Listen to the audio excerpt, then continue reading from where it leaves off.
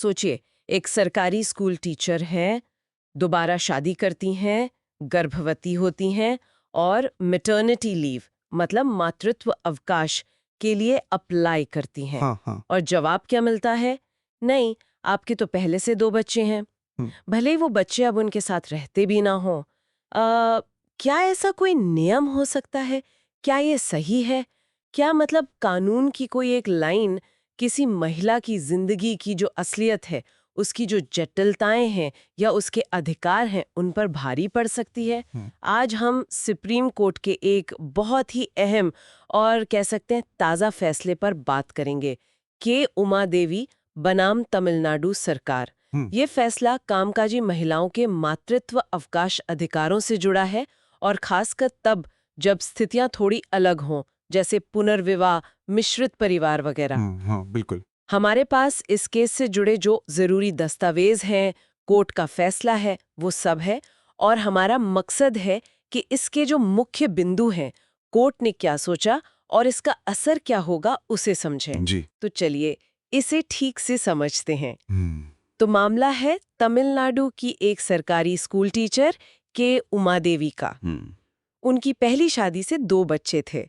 तलाक हुआ और बच्चे कानूनी तौर पर और असल में भी उनके एक्स हस्बैंड के साथ रहते थे, हम्म, उनकी कस्टडी में। हाँ, फिर उमा देवी जी ने दोबारा शादी की हम्म, और गर्भवती हुई। हम्म, तो उन्होंने जाहिर है मातृत्व अवकाश के लिए अप्लाई किया। हाँ, जो कि सामान्य प्रक्रिया है। लेकिन यहीं पर, जैसा आपने कहा, मामला फंस गया। हम्म, तमिलनाडु सरकार ने उनका आवेदन खारिज कर दिया। खारिज कर दिया। किस आधार पर? आधार बनाया गया राज्य के फंडामेंटल रूल 101 ए को। ये सरकारी कर्मचारियों के लिए सर्विस रूल्स होते हैं ना। हाँ हाँ। तो इस नियम में लिखा था कि मातृत्व अवकाश सिर्फ उन महिला कर्मचारियों को मिलेगा जिनके 2 से कम जीवित बच्चे हों। सरकार का सीधा तर्क था, उमा देवी जी के पहले से 2 बच्चे हैं, तो नियम के हिसाब से वो हकदार नहीं है, सीधी बात। अच्छा। तो फिर ये मामला कोर्ट क्या होगा? जी, मद्रास हाई कोर्ट। पहले सिंगल जज ने उमा देवी के पक्ष में फैसला दिया। उन्होंने कहा कि भाई नियम की व्याख्या थोड़ी मानवीय होनी चाहिए, परिस्थितियों को देखना चाहिए। सही है। लेकिन फिर राज्य सरकार ने अपील की और हाई कोर्ट की डिवीजन बेंच ने, मतलब 2 जजों की बेंच ने सिंगल जज का फैसला पलट दिया।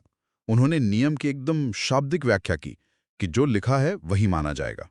ओहो, तो फिर मामला सुप्रीम कोर्ट पहुंचा। हाँ, फिर उमा देवी जी सुप्रीम कोर्ट गईं और वहां यही बड़ा सवाल था कि क्या ये जो नियम है FR 101 ए, इसके आधार पर किसी महिला को उसके अपने बच्चे के जन्म पर मातृत्व अवकाश देने से सिर्फ इसलिए मना किया जा सकता है क्योंकि उसकी पिछली शादी से 2 बच्चे हैं, वो भी तब जब वो बच्चे ना तो कानूनी तौर पर उसकी जिम्मेदारी हैं, न ही असल में उसके साथ रहते हैं। हम्म। क्या ये नियम संविधान के अनुच्छेद 21 मतलब जीवन और व्यक्तिगत स्वतंत्रता का अधिकार, जिसमें सम्मान से जीने का अधिकार भी है, हाँ, बिल्कुल। और अनुच्छेद 42 जो कहता है कि काम करने की जगह न्याय संगत हो, मानवीय हो और मातृत्व राहत मिले, क्या ये नियम इन सबका उल्लंघन नहीं करता? और सुप्रीम कोर्ट ने क्या कहा इस पे? जस्टिस अभय एस ओकाओ और जस्टिस उज्जवल भुइयां की बेंच थी शायद। उनका क्या नजरिया था? हाँ, बिल्कुल। बेंच ने बहुत ही साफ शब्दों में कहा। उन्होंने कहा कि देखिए, मातृत्व अवकाश कोई मेहरबानी नहीं है, कोई सिर्फ एक सुविधा या छुट्टी नहीं है। ये महिला के प्रजनन स्वास्थ्य, उसके सम्मान और अनुच्छेद 21 के तहत जो जीवन का मौलिक अधिकार मिला है, उसका एक अहम हिस्सा है। अच्छा, मतलब ये एक फंडामेंटल राइट से जुड़ा है। जी हाँ, कोर्ट ने जोर दिया कि ये सिर्फ एक कर्मचारी लाभ नहीं है, ये एक तरह से संवैधानिक और मानवीय वादा है, काम करने वाली माँ और जो नवजात शिशु है, उनकी सेहत और देखभाल सुनिश्चित करने के लिए। इसमें वो जीवित बच्चे वाली बात बड़ी दिलचस्प थी, मतलब सर्वाइविंग चिल्ड्रन वाली शर्त। कोर्ट ने उसे कैसे इंटरप्रेट किया? क्योंकि सरकार का तो मेन पॉइंट वही था। बिल्कुल सही सवाल। कोर्ट ने इसी पर बहुत जोर दिया। उन्होंने कहा कि नियम में ये जो शब्द हैं, जीवित बच्चे, इसकी व्याख्या आप मशीन की तरह एकदम संकीर्ण तरीके से नहीं कर सकते। इस संदर्भ में इसका मतलब ये जरूरी नहीं है कि महिला के जितने भी बायोलॉजिकल बच्चे हैं सबको गिना जाए, खासकर तब जब पिछली शादी के बच्चे कानूनी तौर पर और असलियत में भी उसके साथ नहीं रह रहे हैं, उसकी देखरेख में नहीं हैं। हम्म। नियम का उद्देश्य देखना होगा। और उद्देश्य क्या है? बच्चे के जन्म के बाद माँ को जरूरी आराम और देखभाल मिले। तो मतलब बच्चे किसके साथ रह रहे हैं ये मायने रखता है? हाँ, कोर्ट ने यही इशारा किया। उन्होंने दीपिका सिंह बनाम केंद्रीय प्रशासनिक न्यायाधिकरण वाले 2023 के केस का भी हवाला दिया। उस केस में भी ऐसा ही था। महिला को मातृत्व अवकाश मिला था, हालांकि उसके पति की पहली शादी से 2 बच्चे थे और वो अपने पहले जैविक बच्चे के लिए अवकाश मांग रही थी। अच्छा।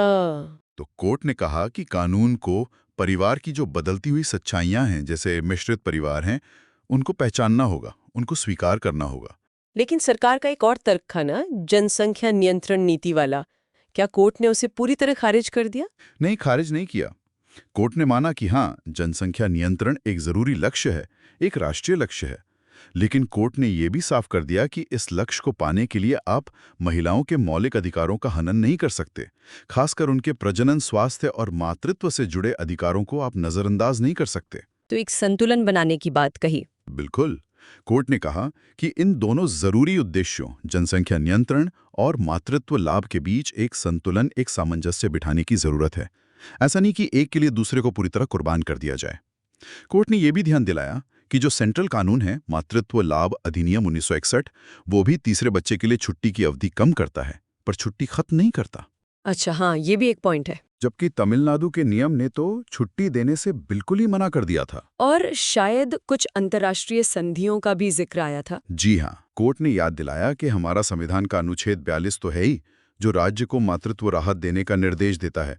साथ ही अंतर्राष्ट्रीय समझौते भी हैं, जैसे सीडाओ है, जो महिलाओं के खिलाफ भेदभाव खत्म करने पर है, और आईएलओ यानी अंतर्राष्ट्रीय श्रम संगठन के भी कन्वेंशन हैं, जो मातृत्व सुरक्षा और लाभ पर जोर देते हैं। तो इन सब तर्कों के आधार पर सुप्रीम कोर्ट ने हाईकोर्ट की डिवीजन बेंच का वो फैसला रद्द कर दिया और ये घोषित किया कि के उमा देवी मातृत्व अवकाश की पूरी तरह हकदार हैं। तो इस सब का निचोड़ क्या निकलता है? मतलब आम कामकाजी महिलाओं के लिए या नियोजकताओं के लिए इसका क्या मतलब है? देखिए, ये फैसला कामकाजी महिलाओं के लिए एक बहुत बड़ी जीत है। हाँ। खासकर उन महिलाओं के लिए जिनकी पारिवारिक स्थितियां थोड़ी जटिल हैं। हाँ। ये फैसला इस बात को पक्का करता है कि मातृत्व अवकाश सिर्फ कोई नियम कानून की बात नहीं है, बल्कि अनुच्छेद 21 के तहत मिला जीवन, गरिमा और व्यक्तिगत स्वतंत्रता का जो अधिकार है, उससे जुड़ा एक संवैधानिक अधिकार है। ये बहुत महत्वपूर्ण है। और ये सभी नियोक्ताओं को, चाहे वो सरकारी हों या प्राइवेट, एक साफ संदेश देता है कि आप नियमों की व्याख्या ऐसे संकीर्ण या भेदभाव वाले तरीके से नहीं कर सकते। हाँ। व्याख्या मानवीय होनी चाहिए, उद्देश्यपूर्ण होनी चाहिए और संविधान के दायरे में होनी चाहिए। हाँ। और सबसे अहम बात मुझे लगता है, ये फैसला इस बात पर जोर देता है कि हमारे कानूनों को समाज की जो बदलती सच्चाइयां हैं, जैसे पुनर्विवाह, तलाक, मिश्रित परिवार, उनके प्रति संवेदनशील होना पड़ेगा, उनके हिसाब से ढलना पड़ेगा। हाँ। ये जो परिवार की पारंपरिक कानूनी परिभाषा है ना, उस पर भी एक तरह से सोचने को मजबूर करता है। तो कुल मिलाकर सार ये है कि के उमा देवी मामले में सुप्रीम कोर्ट ने मातृत्व अवकाश को एक महिला के मौलिक अधिकार के तौर पर और मजबूती से स्थापित किया है। और ये जो 2 बच्चों के नियम जैसे कायदे हैं, वो अपनी जगह है, लेकिन उन्हें लागू करते वक्त मानवीय नजरिया और संवैधानिक मूल्य सबसे ऊपर रखने होंगे, खासकर जब पारिवारिक स्थितियां सीधी साधी ना हो। बिल्कुल सही कहा आपने। और ये फैसला हमें ये सोचने पर भी मजबूर करता है कि हमारे कानून और नीतियां समाज में जो परिवारों और रिश्तों की विविधता बढ़ रही है, उसे कितनी अच्छी तरह से दर्शाते हैं। क्या कभी कभी नियमों की जो सख्ती होती है, वो असल न्याय देने के रास्ते में रुकावट तो नहीं बन जाती? और हम ये कैसे पक्का करें कि कानून का जो असल इरादा है वो पूरा हो, ना कि सिर्फ उसके शब्दों का अक्षरशः पालन होता रहे? ये सवाल सिर्फ मातृत्व अवकाश का नहीं है, बल्कि हमारे कई सामाजिक और पारिवारिक कानूनों के लिए आज बहुत जरूरी है कि वो आज की हकीकत से कितना मेल खाते हैं।